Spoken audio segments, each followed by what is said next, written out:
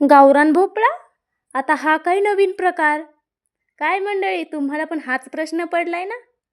चला सांगते, पण त्याआधी जर कोणी आज माझी रेसिपी नवीन पाहत असाल तर प्लीज प्लीज प्लीज आपल्या चॅनलला पहिल्यांदा जरूर सबस्क्राईब करा, म्हणजे अशाच नवनवीन रेसिपी तुम्हाला सर्वात अगोदर पाहायला मिळतील.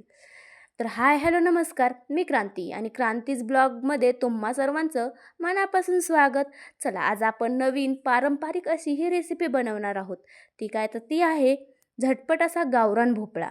दुधी भोपळ्याचाच हा एक दुसरा प्रकार आहे. त्यासाठी पहिल्यांदा मी शेंगदाणे आणि तीळ छान असे भाजून घेतले आणि मग त्याचा छान असा कूट बनवून घेतलेला आहे. आता तो कूट बाजूला ठेवून मी आता मिरची आणि त्यामध्ये थोडंसं मीठ घालून छान असं हे करून घेते, परतवून सॉरी त्याचा मीठ आणि मीठ टाकून मिरची देखील बारीक करून घेते. आणि हे बघा, हा दुधी भोपळा हा आहे ना, मी छान असा धुवून मस्त कापून मग अर्धा भोपळा कापून घेतला आणि अर्धा साईडला ठेवला, कारण एक भोपळा तर मला जास्त होणार होता, हे मला माहीत होतं. म्हणून तुम्हाला जसा लागेल तसा, की तुम्हाला जसा कापायचा तसा कापा. आता माझा हा भोपळा मला माझ्या सासूबाईंनी कापून दिला, त्यामुळे जरा मोठा मोठा कापलाय.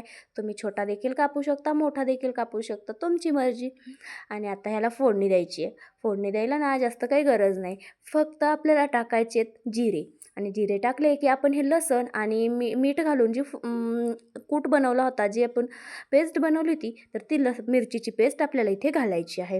यामध्ये मी लसण देखील घातलेला नाही आहे, तरी देखील भाजी अप्रतिम होणार आहे. एकदा नक्कीच बनवा.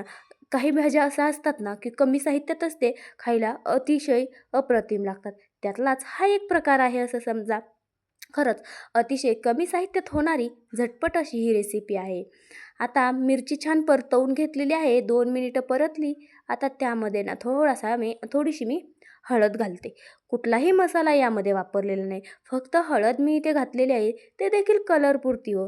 आणि आपल्या भोपळ्याचा कलर तर हिरवाच होणार आहे, लाल वगैरे होणार नाही, कारण आपण यामध्ये घातलेली आहे हिरवी मिरची. हिरव्या मिरचीचा झटपट असा हा गावरान भोपळा आहे. तुम्ही कधी पाहिला आहे का? मला जरूर कमेंट करून कळवा.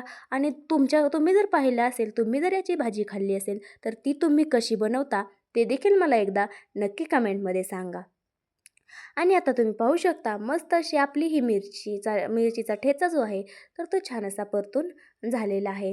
आता ना आपल्याला यामध्ये घालायच्या आहेत ह्या फोडी, ज्या आपण भोपळ्याच्या बनवल्या होत्या, त्या छान अशा मस्त धुवून घ्यायच्या. तुम्हाला जर यातले बियाणे आवडत नसतील तर काढून टाकले तरी देखील चालेल, पण बिया खायला अप्रतिम लागतात, तुम्हालाही आवडतील. खरं सांगू का, ही भाजी अगदी पारंपरिक आहे. माझी आजी नेहमी बनवायची. म्हणजे म्हाताऱ्या बाया आहेत ना, तर त्यांना ही रेसिपी अगदी त्या कमी साहित्यातच बनवायच्या, जशी मी आज तुम्हाला दाखवलेली आहे. अगदी कमी साहित्यात होणारी झटपट रेसिपी मी तुमच्यासोबत शेअर केलेली आहे. तसंही आत्ता बरेच दिवस खूप सारा गॅप माझ्या व्हिडिओमध्ये पडलेला आहे, कारण मी गावाकडे आहे. गावाकडे असल्यामुळे व्हिडिओ टाकणं इम्पॉसिबल आहे, तर तुम्ही समजून घ्याल अशी अपेक्षा आहे. थोडासा हे बघा, खालचं बॅकग्राऊंड जे आहे तर ते तुम्हाला वेगळं दिसते. मी तुम्हाला म्हटलं ना, मी आता गावाकडं आहे आणि त्यामुळे खालचं बॅकग्राऊंड जरा वेगळं आहे. प्लीज बॅकग्राऊंड कसं आहे हे न बघता तुम्ही आपली भाजी कशी झाली आहे हे बघा.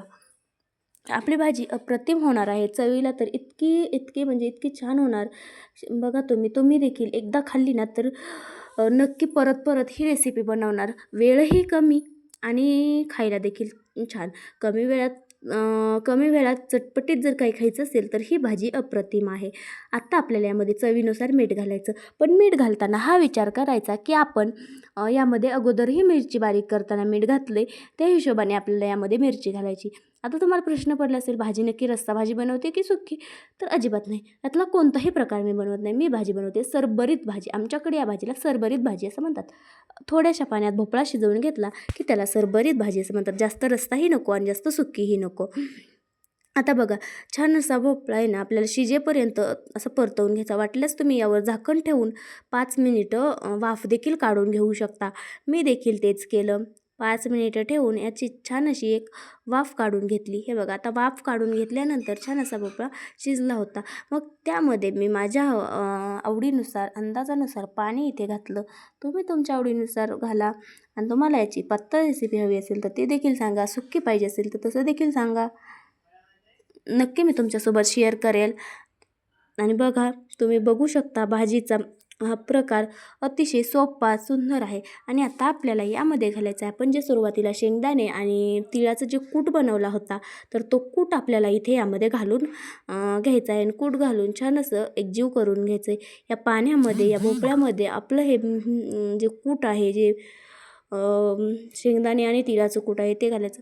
आणि काय करा माहिती आहे का, तिळाचं आणि शेंगदाण्याचं कूट घालताना थोडा थोडा करून घाला, एकत्र घालू नका. एकत्र घातला तर भाजी खूप म्हणजे अशी चिकट होऊन जाईल, पण ती खायला देखील छान नाही लागणार त्यामुळे.